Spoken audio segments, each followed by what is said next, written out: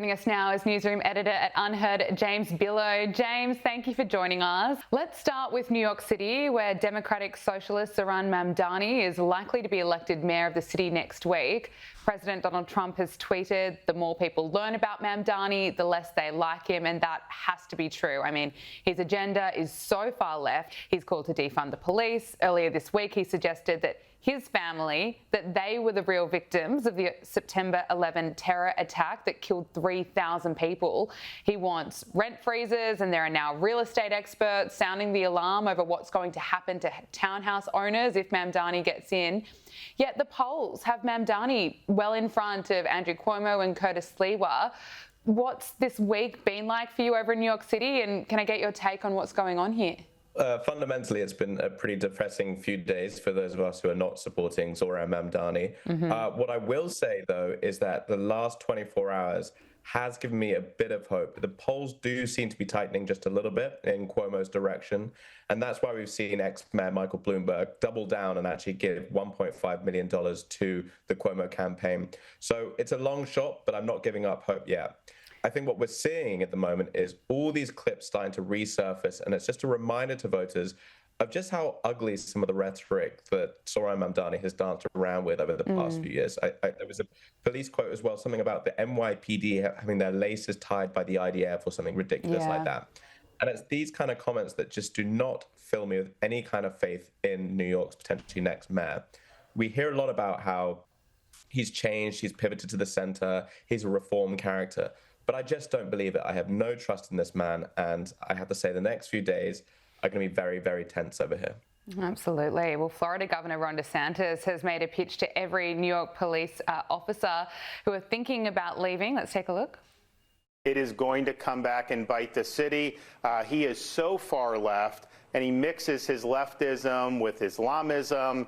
He's going to make the de Blasio years look like the golden age. And I can tell you in Florida, we're affected by this just with the law enforcement alone. If you're working in NYPD, do you want to go out there and risk your life knowing that the mayor hates you? No, a lot of them are not going to want to do that. And in Florida, we've established a $5,000 recruitment bonus. So if you are somebody that doesn't want to serve under that guy as mayor, you come to Florida, any state or local law enforcement agency, you get $5,000 right at the top. James, I think a lot of people are going to be fleeing to Florida. I think you're exactly right. And let's not forget that this election is the start of November. It's about to get very chilly. I think a lot of people wouldn't mind a trip down to Florida. But DeSantis is clearly aware of the effect of Mamdani's campaign on the morale of the new NYPD. We have just lived through, in a matter of years, the BLM period, the defund era, in which the morale of the police across the country dropped, it cratered. And what we saw in response to that was soaring crime, particularly in those areas where defund was at its most prevalent. We are seeing a repeat of that already. And first as tragedy, then as fast. And I just don't know why we are sleepwalking into another disaster with this kind of thing happening.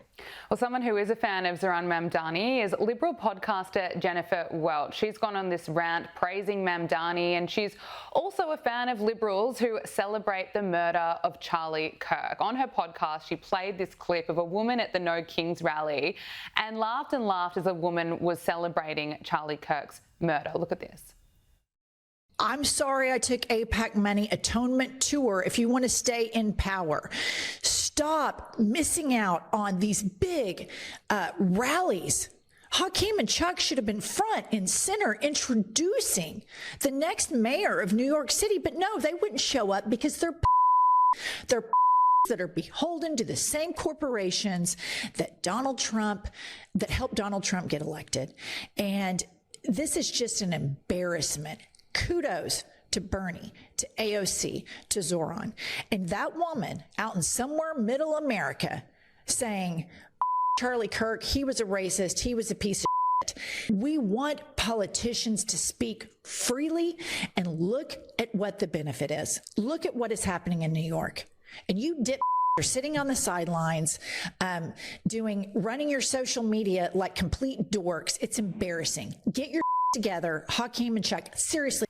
James, I mean, I watched that and I just instantly think of Erica Kirk, who's just lost her husband, the father of her children, and is right now addressing a massive Turning Point USA event honouring Charlie Kirk. Can I get your reaction to Jennifer's comments there? I mean, it's truly sickening, and one of the most troubling, if not the most troubling, developments of 2025 has been this normalization of violence and this normalization about rhetoric around murder and death and killing. And I just hate to see how this is being mainstreamed in parts of the left. It's a really, really ugly development. Now, I don't exactly know what this woman's motives were. I'd never heard of her before, and hopefully I'll never hear of her again. But it is so important at a time like this where the atmosphere is so febrile that these are exactly the type of voices we don't listen to and we drown out completely, because that is a really skewed, sick motive. And I really hope that Erica doesn't have to hear that. Absolutely. Well, let's listen to Erica Kirk as she addresses this Turning Point USA event. You guys have no idea how helpful it is to have all of you in my life, because you help me feel even more deeply connected to my husband. And I thank you for that. I thank all of you for that.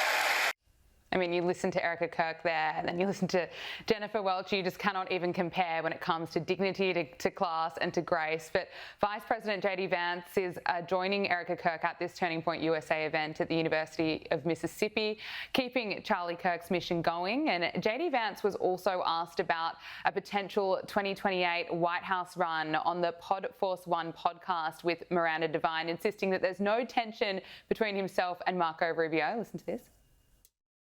First of all, no, there's not going to be any tension. Marco is my best friend in the administration. He and I work a lot together. Right. And we really do. I think a lot of the good work that we've been able to do as an administration is because we're all able to work together. And again, this is why I say worrying too much about the politics actually, I think, makes you worse at the job that you have. I never want to wake up. And so far, I've never woken up and thought to myself, how do I make myself president of the United States? What I wake up and think to myself is, how do I do a good job as vice president? And I think Marco Rubio asks himself, how do I do a good job as Secretary of State? And that should be the question that each of us keeps on asking ourselves. James, it's interesting. Vance is certainly dominating the polls when it comes to the 2028 presidential race. Yeah, that's exactly right. And look, I agree with the fact that there are no tensions with Rubio, and I do think they do have a strong relationship. I think he's maybe not being completely honest about the fact that he's thinking about the presidency in 2028 and has no ambition for that whatsoever.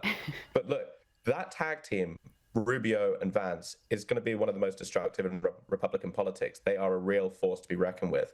Now, there will be a bit of a contest in 2028 as to who gets to lead and who has to play the bit part role. But I suspect if one of those men can put their ego aside, then that could be another 8 years in the White House for the Republicans.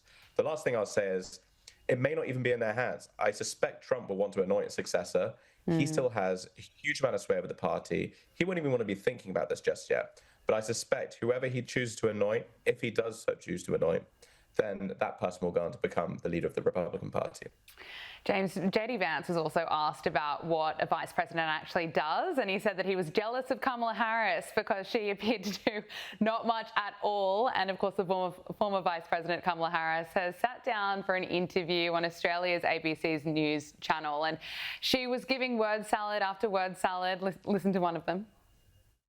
You say in the book that it was reckless for you not to intervene on that decision to run again, given the stakes. How could you leave the decision to Joe Biden and Joe Biden?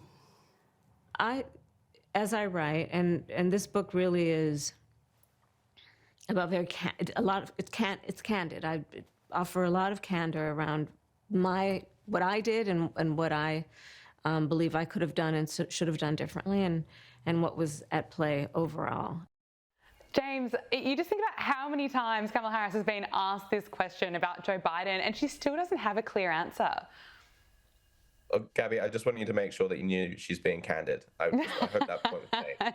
I might have missed that. Look, Woodrow Wilson, he was a president about 100 or so years ago, and he said that the vice presidential role was basically unimportant until you cease to be the vice president. And what he meant by that was, that's when the president dies or has to leave office, and the vice president no longer becomes vice president, and he is the president.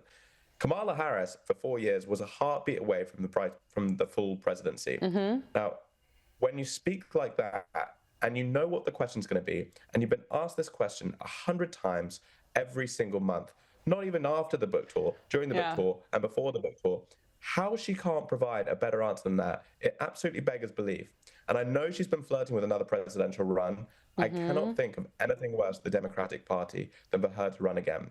In fact, I would suggest, as my piece of advice to the Democratic Party, no Californians, no Gavin Newsom, no Kamala Harris, and no Nancy Pelosi. And I think the party will be in a much better shape. Well, we have heard from Nancy Pelosi. Apparently the No Kings rallies that were held in the United States, they were actually not political. Listen to this. Because I see the Democrats every day. You saw a march that was not political. And the value of it was that it wasn't political. No King's Day. It was spontaneous, organic, but everybody was there. And that's what's important, is what are the people thinking? What are they hopeful about? What are they willing to get out the vote for? James, I must have got that wrong. Wasn't political at all. I would love to just spend a day in Nancy Pelosi's head just to figure out what she sees, because No Kings, was that meant to be some kind of reference to King Charles or something? I don't understand. If this wasn't a political rally or a Republican rally, then what on earth was it? It was obviously a Democrat rally. And yes, there were a lot of groups behind it. I think Arabella, one of these Democratic networks, sent something like over $70 million to funding this activity. So look, it wasn't organic. I saw the posters all over the streets in New York in the first 3 weeks in the build up to it. So the fact that this was organic or spontaneous, I mean, it's just absolute nonsense. I don't know where she's getting that from. Finally, let's talk about Bill Gates, because after decades of fear-mongering around climate change and telling us that the world was on the brink of unimaginable peril due to rising global temperatures, contributing to this climate anxiety that many, many young people suffer from, he's told everyone, actually calm down. He now says that climate change will not lead to humanity's demise, and of course a stunning reversal. But let's just look back at some of his previous comments. The world emits over 51 billion tons of greenhouse gases.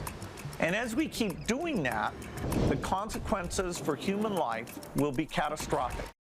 Catastrophic. Well, he now says, although climate change will have serious consequences, particularly for people in the poorest countries, it will not lead to humanity's demise. James, what's going on here? What's with the backflip? Well, this is quite the about turn for a man who said about 10 years ago that carbon emissions would create tens of millions of climate refugees across the world.